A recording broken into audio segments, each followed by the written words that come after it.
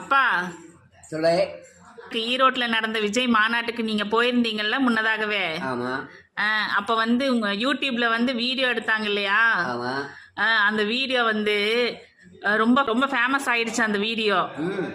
நீங்க பாத்தீங்களா அந்த வீடியோவை? மக்கள் எல்லாருமே வந்து ரொம்ப சப்போர்ட் பண்ணாங்க, அன்பு ஆதரவு சப்போர்ட் பண்ணாங்க. அதை பத்தி நீங்க என்ன சொல்றீங்க மக்களுக்கு? எனக்கு மக்களுக்கு என்ன சொன்னா, மக்கள் மேல ரொம்ப நம்பிக்கை வச்சிருக்கேன். அவங்களுக்கு எல்லாருக்கும் என்னுடைய வாழ்த்துக்கள், ஹேப்பி வாழ்த்துக்கள். அடுத்தபடியா நான் என்ன சொல்றேன்னா, ஏன் நம்ம பையன் முதலமைச்சரா இருக்கக்கூடாது? ஏன் இந்த தேர்தல விஜய் ஆக்கலாமே முதலமைச்சராக? நல்லா இருக்குமே, சின்ன பையன் தானே, எல்லாமே 60 வயசுக்கு மேலதான் இருந்திருக்காங்க. சரி, விஜய் சின்ன பையன் இருக்கட்டும், நம்ம உள்ள நம்ம பையன் இருக்கட்டுமே, அதை நம்ம விரும்புறோம். சரி, அதை எல்லாரும் விரும்பணும்.